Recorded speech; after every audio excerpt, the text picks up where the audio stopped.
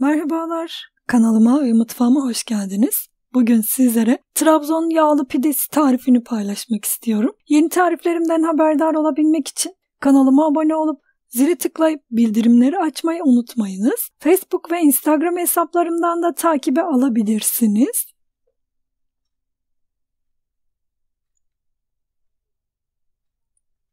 Hamuru için yoğurma kabına 5 su bardağı un, 1 paket instant maya, 1 tatlı kaşığı toz şeker, 1 tatlı kaşığı tuz, çeyrek çay bardağı zeytinyağı, yoğurma makineme aldım. Suyu azar azar ilave ederek hamuru yoğuralım. Toplamda 2 su bardağı artı çeyrek su bardağı su kullandım. Hamurun kıvamı bu şekilde olacak.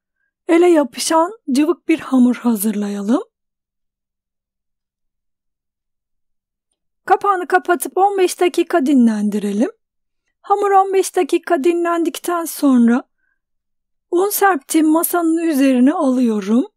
Hamur çok yapışkan olduğu için mutlaka bol bol un kullanın. Aksi takdirde elinize çok fazla yapışacaktır.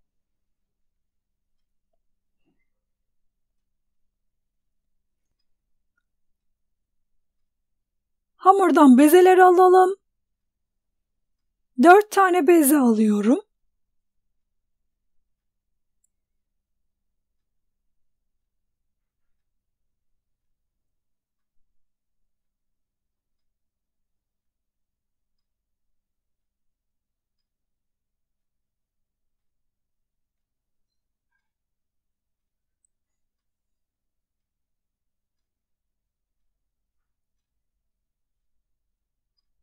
Bol un serptim, yağlı kağıt üzerine aldım. Üzerine buzdolabı poşeti kapatıp 40 dakika dinlendirdim. 40 dakikanın sonunda üzerinden buzdolabı poşetini videoda görüldüğü gibi çıkarıp alalım.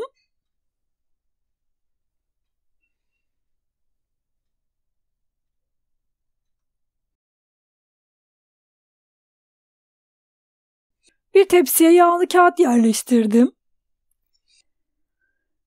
Bir tane bezeyi yağlı kağıt üzerine aldım. Elimi unlayarak videoda görüldüğü gibi yuvarlak olacak şekilde elimizle açalım.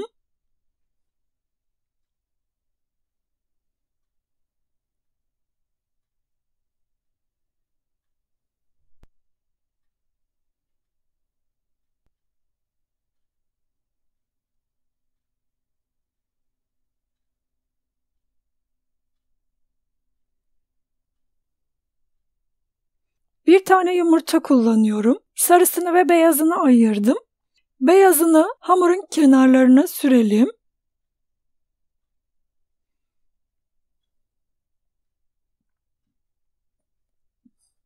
Yumurta beyazını yapıştırıcı olarak kullanıyorum. Hamurun kenarlarını kıvıracağız. Pişerken açılmasın diye yumurta beyazı kullanıyorum. Hamurun kenarlarını kıvırıp hazırlayalım.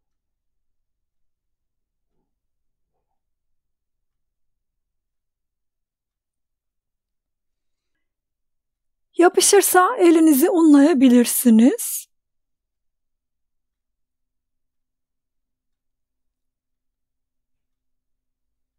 Kenarlarını kapatıp yuvarlak şeklini verelim.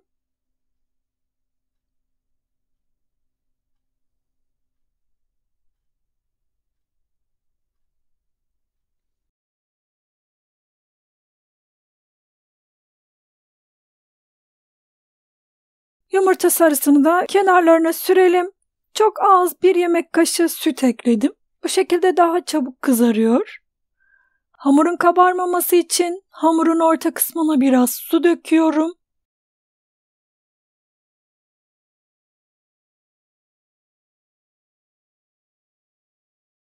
Yumurta sarısını da kenarlarına sürelim.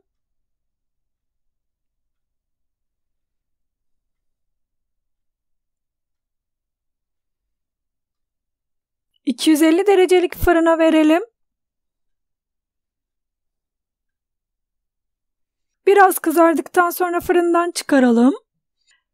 Kabaran kısımları çatal batırarak söndürelim.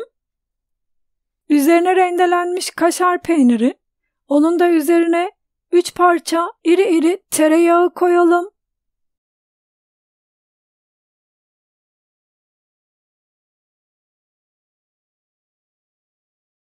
Tekrar fırına verelim. Tereyağı eriyip kaşar peynirleri eriyene kadar pişirelim. Eğer isterseniz üzerine yumurta da kırabilirsiniz. Bir tane yumurta ekledim.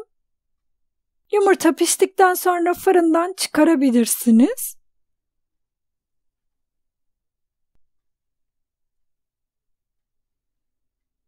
Ben bir tanesini yumurtalı hazırladım.